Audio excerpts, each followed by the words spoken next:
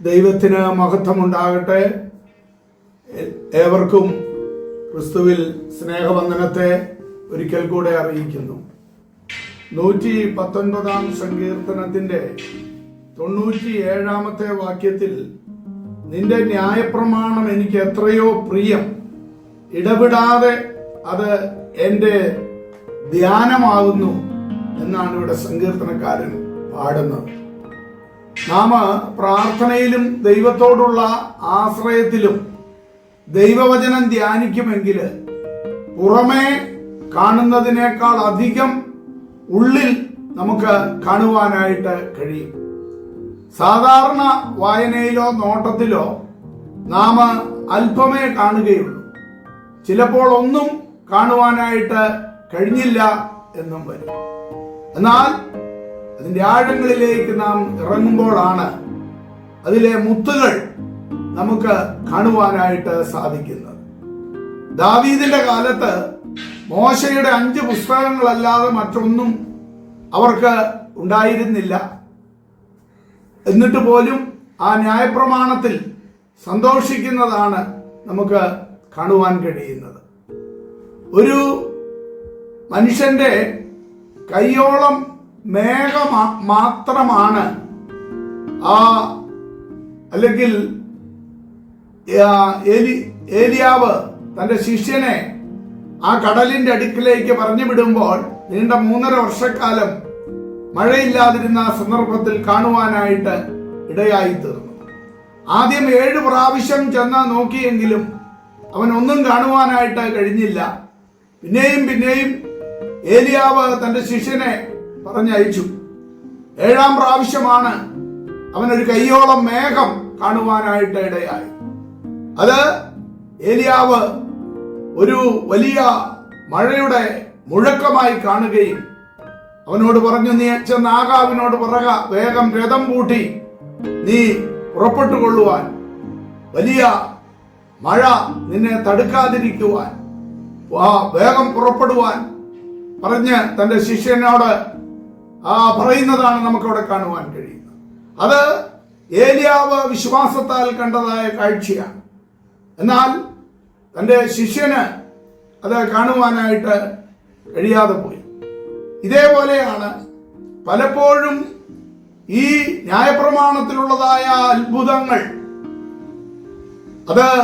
അതിന്റെ അകത്തേക്ക് ഇറങ്ങി സൂക്ഷ്മമായി പരിശോധിക്കുന്ന ഒരു വ്യക്തിക്ക് മാത്രമേ അതിലെ വിടുതലുകളും നന്മകളും കാണുവാനും അനുഭവിപ്പാനായിട്ടും കഴിയുകയുള്ളൂ. എന്നാൽ ഒന്ന് ഓടിച്ചു വായിച്ചതുകൊണ്ടോ അല്ലെങ്കിൽ ഹൃദയത്തിൽ തട്ടാതെ അത് ഉരുവിട്ടത് കൊണ്ടോ ഒന്നും യാതൊരു അർത്ഥവുമില്ല എന്ന് നമുക്ക് കാണുവാനായിട്ട് സാധിക്കും. ഇന്ന് അനേകര് പല കാര്യങ്ങൾക്ക് വേണ്ടി, ഭൗതിക കാര്യങ്ങൾക്ക് വേണ്ടി ഗൂഗിളിൽ സെർച്ച് ചെയ്യുന്നു, ഇന്റർനെറ്റിൽ സെർച്ച് ചെയ്യുന്നു. ഇങ്ങനെ പലതിലും സെർച്ച് ചെയ്ത് പോയി അവസാനം വലിയ അപകടത്തിലും ദുരന്തത്തിലും പ്രത്യേകിച്ച് യുവ തലമുറകളും മറ്റുമൊക്കെ ചെന്ന് നിബന്ധിക്കുന്ന കാഴ്ചയാണ് നമുക്ക് കാണുവാനായിട്ട് സാധിക്കുന്നത്.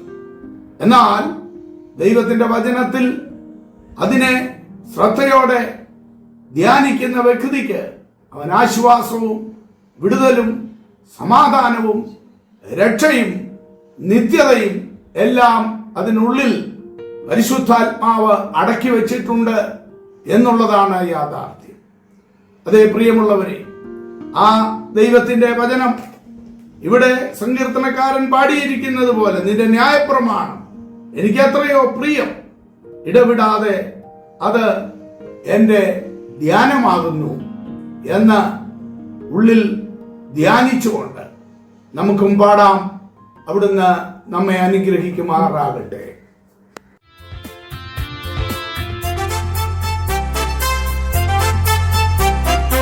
എൻ പ്രിയ രക്ഷകൻ നീതിയിൽ സൂര്യനായി തേജസ്സിൽ വെളിപ്പെടുമേ.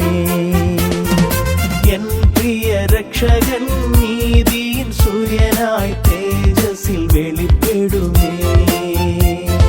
താമസമെന്നിയേ മേഘത്തിൽ വരും താൻ, താമസമെന്നിയേ മേഘത്തിൽ വരുത്താൻ കാന്തയാം എന്നെയും ചേർത്തിടും നിശ്ചയമായി, കാന്തയാം എന്നെയും ചേർത്തിടും നിശ്ചയമായി. എൻ പ്രിയ രക്ഷകൻ നീതിയിൻ സൂര്യനായി തേജസ്സിൽ വെളിപ്പെടുമേ.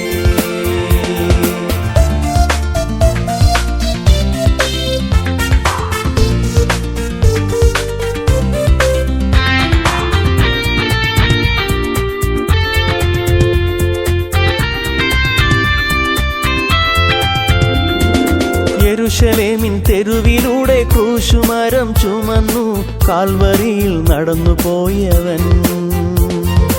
യെരൂശലേമിൻ തെരുവിലൂടെ ക്രൂശുമരം ചുമന്നു കാൽവരിയിൽ നടന്നു പോയവൻ.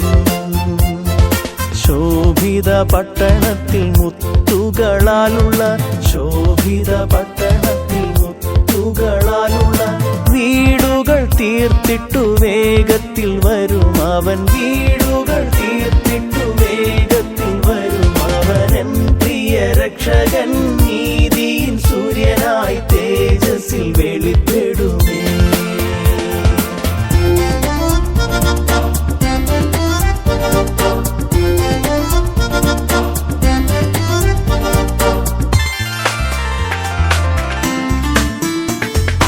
ആനന്ദപുരത്തിലെ വാസം ഞാൻ ഓർക്കുമ്പോൾ ഇഹത്തിലെ കഷ്ടം സാരമോ.